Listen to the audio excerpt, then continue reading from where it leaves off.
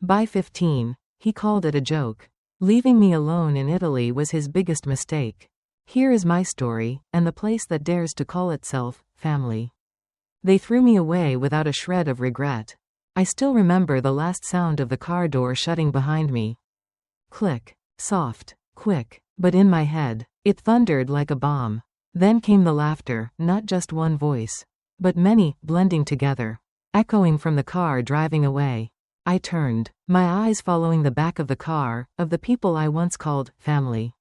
The taillights faded slowly on the narrow, winding cobblestone street of a small Italian town whose name I couldn't even pronounce properly.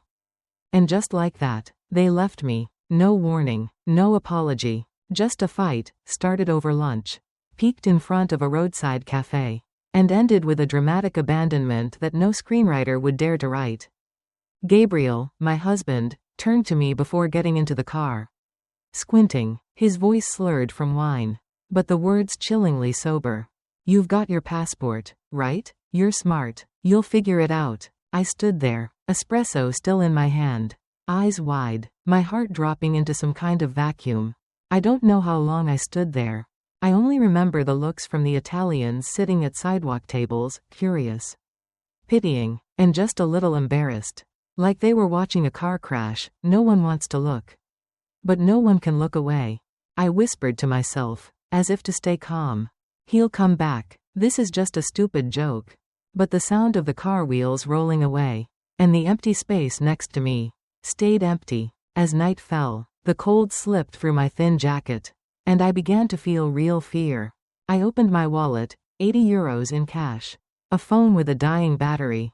Passport, thank God, still there. But, credit cards? Debit card? No. Gabriel had them. So you don't lose them in that tiny purse. He'd said that morning, back when he was still pretending to be kind.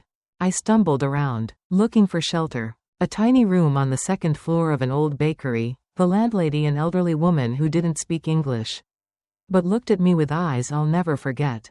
Eyes that understood, that didn't need an explanation. The room smelled like flour, with a small bed and a chipped old sink. I turned on my phone. Called Gabriel. 27 calls, all went to voicemail. I texted. Once, twice, 5 times. No reply. I called Pete, Gabriel's best friend. Marco, the one I'd cooked dinner for. The one who promised to watch over Gabriel when he drank.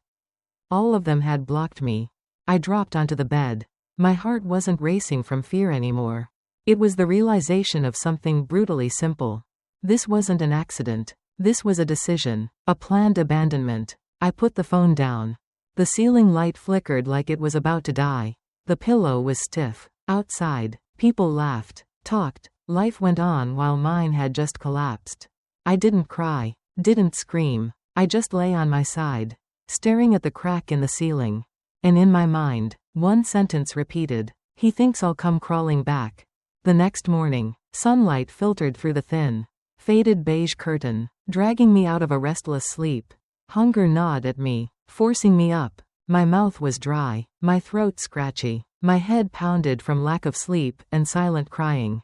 I checked my phone. No missed calls, no messages. Battery, 5%. I walked down to the street, still wearing the same thin-soled travel sandals, completely unfit for the uneven pavement and the shaky steps of a woman utterly lost. I bought a panini, €4. Took small bites, like I was swallowing what was left of my pride. For the first time in my life, I looked at the leftover coins in my wallet as if they measured my survival. I wandered around town, looked for hotels, inns, anything, hoping to find Gabriel's tour group. But it was useless. They had moved on, without a trace. That evening, I returned to the tiny room. The old woman downstairs looked at me with that same familiar gaze. Pity, mixed with the quiet strength of someone old enough to know that silence can be a kind of kindness. I sat on the bed, stared at the ring on my finger. The wedding ring Gabriel gave me on our 5th anniversary. A 2-carat diamond, sparkling, expensive. But now, it felt like a weight digging into my skin. I slipped it off, slowly. My eyes stung. The next morning, I stood in front of a pawn shop. The ring clenched tightly in my palm like it could somehow pull me out of this nightmare. The man inside rattled off a stream of Italian I couldn't follow. Then he looked at me. Looked at the ring. Looked at my face. After a long silence, he opened a drawer, counted out the money. Way less than what the ring was worth. But enough to move forward. I nodded. Signed. Left the shop with a thin envelope in it.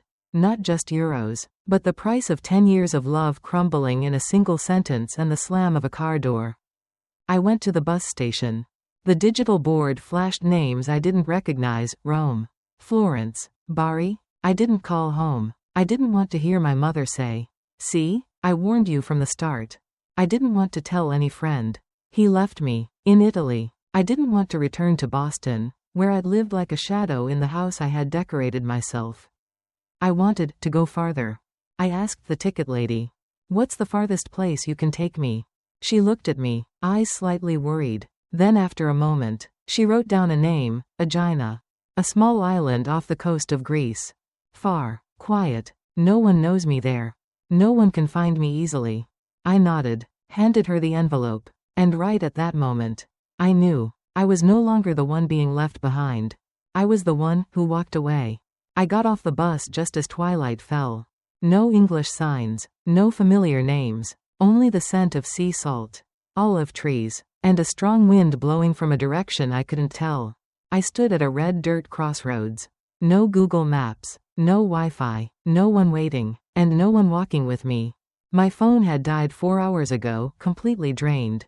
I tightened the strap on my bag, feeling the dull ache in my shoulders and feet turn into sharp, nagging stabs. The old sandals were too tight, the soles worn thin. I had walked through 3 countries with them, and now, they wanted to leave me too, just like Gabriel did. I kept walking. 1, 2, 10 steps. Not because I knew where I was going, but because I didn't want to collapse. Not yet, not now. Then the wind changed direction. And with it, the darkness slowly crept in. I saw a narrow dirt path winding along the hillside, rocky, uneven, lined with unfamiliar trees. Their silvery leaves shimmered in the fading light like tiny coins. I remembered, someone once told me, those were olive trees. I was walking through trees that had survived 100 years. While I wasn't even sure I'd make it to tomorrow. The first wave of dizziness hit like a cold surge down my spine. I stopped, clutching the nearest tree. My breath felt like stone. And I thought, if I collapse, will anyone find me? And even before that thought finished forming, my knees gave out. All I could see was dust. The faint scorched scent of sun on stone. My heart pounded so hard I thought it was trying to escape my chest. My vision blurred, my ears rang, and then, I let go. Capella Mo. A voice came, soft as wind, but firm. Someone was gently tapping my cheek. Then water. A sip of cold water touched my lips, like fingers gently peeling fear away from my mind. I opened my eyes. Above me was the wrinkled face of an elderly woman, sun-browned skin. Deep eyes swollen like they had cried more than smiled. Elena. I didn't understand her language. She didn't need many words. Only her hands, thin, strong, and somehow knew exactly when to lift me up, when to support my back, and when, just to hold my hand. She pointed up the hill. A small stone house hidden behind the trees. A soft light glowing from a window. I didn't speak. I just nodded, and let myself be led. Elena's house smelled of old bread and herbs hanging from the kitchen beam. She sat me down on a worn wooden chair, poured water into a clay cup, then gently stirred a pot of soup simmering on the stove, spicy, salty, something honest, something real. I didn't have the strength to say no. I ate. I swallowed every spoonful like I was reclaiming pieces of myself I'd lost on that ride out of Italy. I said my name. Alexis. She smiled. Elena. That night, I slept on a small bed, whitewashed walls, a thick wool blanket with old floral patterns. And never in my life, not even in the 5-star hotels Gabriel used to book for me, had I felt so held. The next morning, when I came down to the kitchen, Elena had laid out a simple cotton dress, a pair of worn straw sandals, and a slice of bread with honey that filled the room with warmth. I hesitated, but Elena only pointed outside, to the rows of olive trees waiting to be tended. Then she said, in broken English, Stay. Rest. I sat down. For the first time in weeks. I exhaled, a breath not laced with fear. I still didn't know what tomorrow would bring. But today, I knew one thing. Sometimes, what we need is not shelter from the rain, but a place to set ourselves down. I stayed, not because I was sure, but because I had nothing left to lose. Elena didn't ask much. She didn't need to know why a foreign woman, thin, bruised, with swollen hands and dark circles under her eyes, ended up at her doorstep at dusk. She just saw someone drowning and reached out. At first, I tried helping around the house. But my hands, once used only to typing and wearing jewelry, couldn't take it. The first blister came from carrying a water bucket to the garden. The second scratch came from an old olive branch. A tiny tear on the dress came from sitting too close to the fire. I wasn't used to hand-washing clothes, or cutting tomatoes with a blunt knife, or waking before sunrise to gather eggs before the heat. I once lived through dinner parties with candlelight, Italian wine, and polite conversations I mistook for sophistication. Here, Elena placed a hot bowl of soup in front of me, said nothing, just looked, and I understood. Sometimes, silence is a kind of language, a way to heal. I slowly learned how to fold clothes so they'd dry faster in the mountain wind. Learned to bake by feel, not by the clock. Learned to listen to sounds that needed no translation, roosters crowing, the wind threading through leaves. Elena sighing as she looked at a photo of her daughter. Her daughter, Sophia, lives in Australia. She showed me a black and white photo first, then a blurry color one. Baby, grandbaby, she said, miming the act of cradling, then pointed at the photo. No, see, that was the first time I saw her cry. Not because of me, but for the loss that was hers alone. And I understood something in that moment. We, two women from different countries, speaking different tongues, were standing at opposite ends of the same loneliness. But from that moment on, I started piecing myself back together.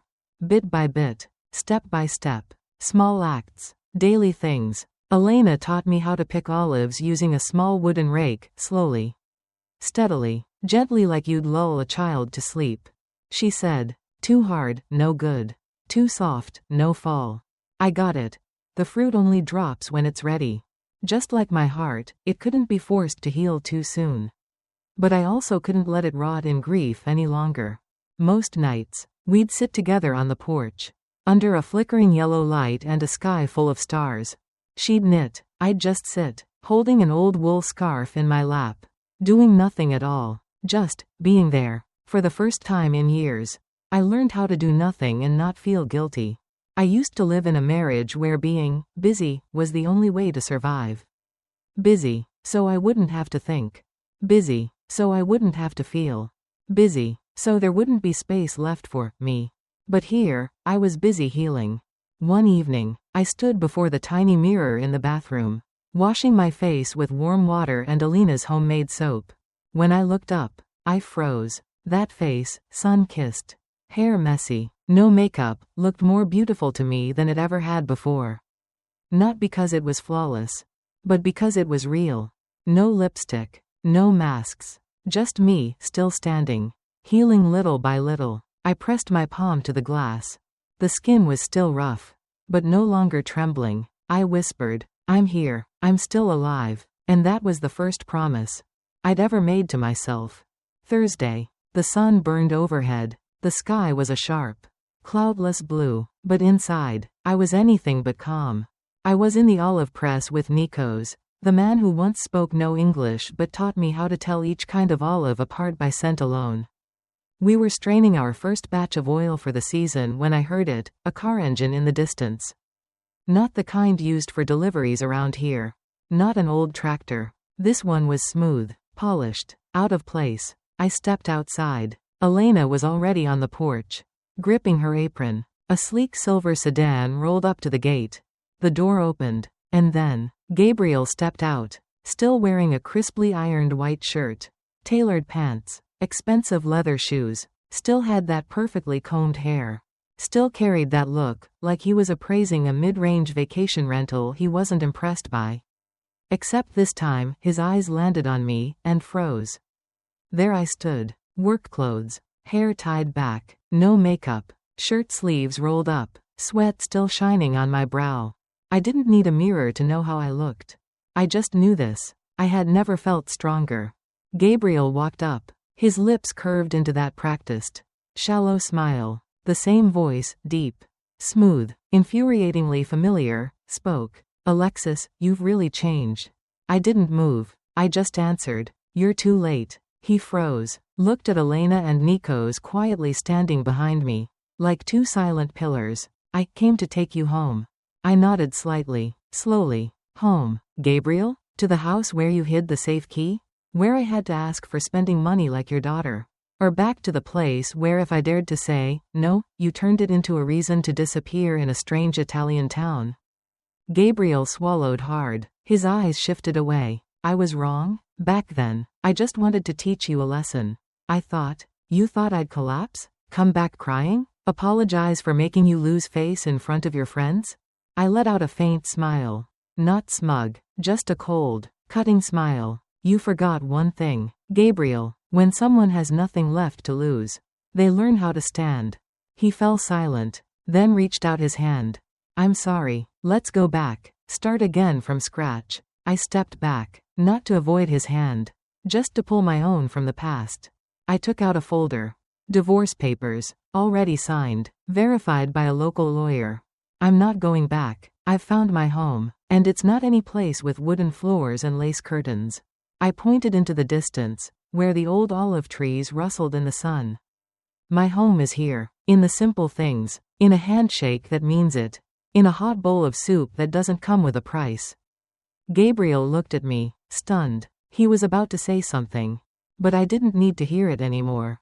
When his car pulled away, its wheels grinding over the red earth, the road I once thought was a dead end had become a road to freedom. I stayed still. Elena gently placed a hand on my shoulder. Didn't speak, just gave it a soft squeeze. I turned back inside. The pot was still simmering. The dough still waited to be mixed. And I had a whole life ahead.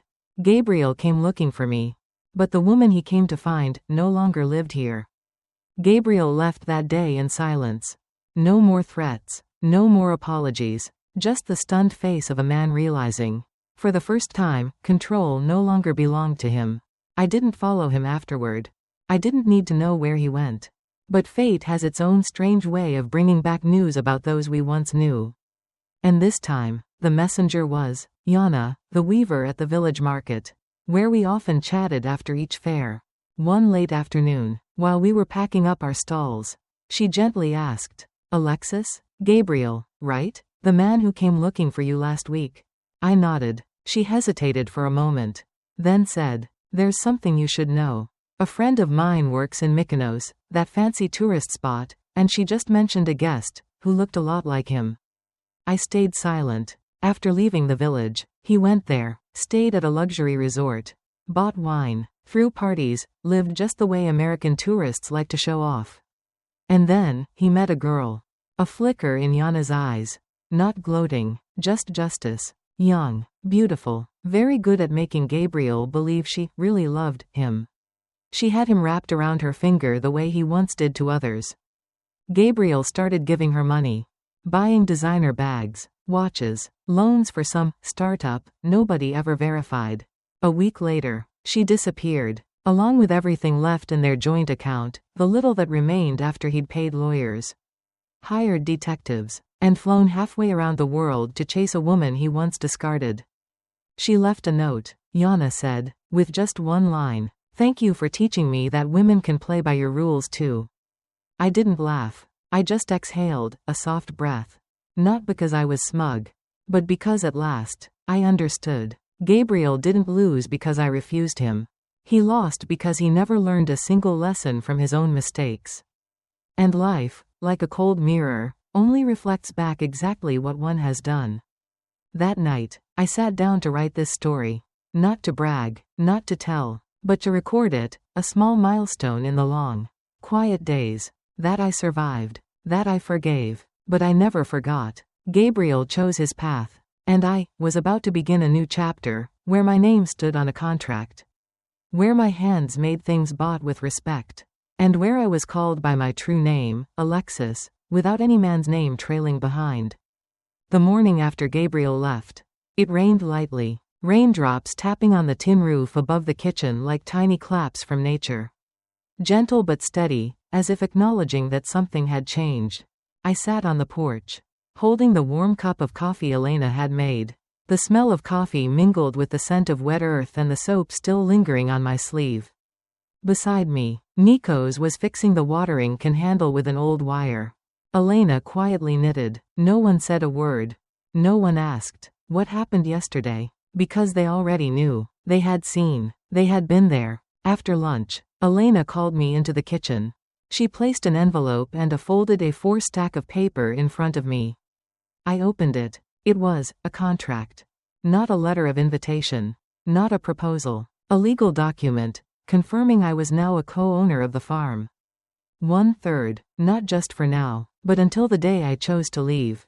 My name was there, written clearly, exactly. Alexis Bennett. Not someone's wife. Not a companion. Not temporary guest. Just me. I held the paper, my hand trembling slightly, not from fear, but because, for the first time in years, I had been chosen, not to be loved, but to live alongside. I looked at Elena. She smiled, as if she had known all along that this day would come.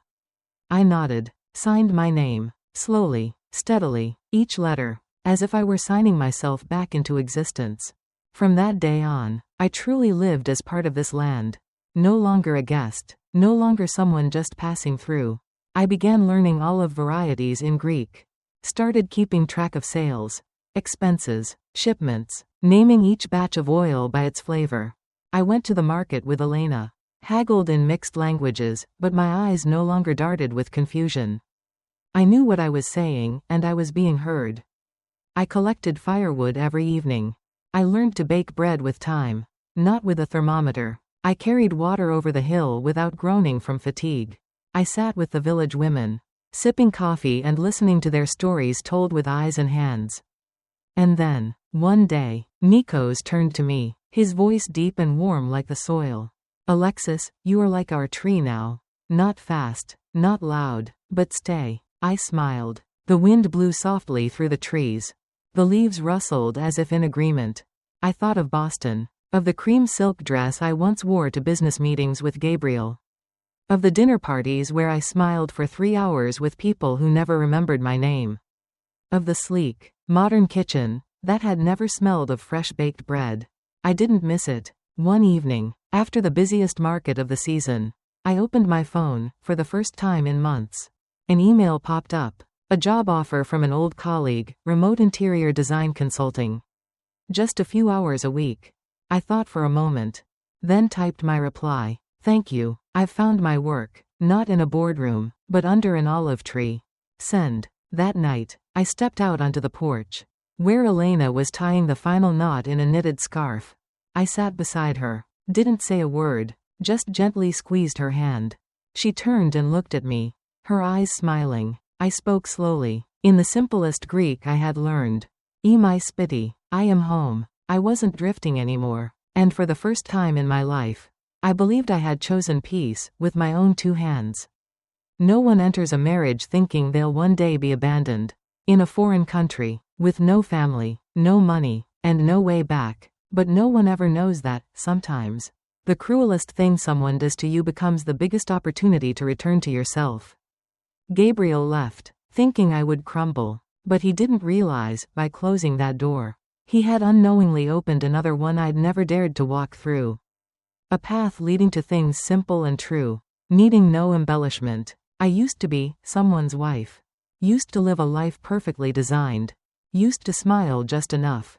Dress just enough. Behave just enough, to fit into the picture he had framed. But now, I live in a home without locked gates. I bake with my hands, water the plants with a bucket, and sleep to the sound of wind rustling through 100-year-old olive trees.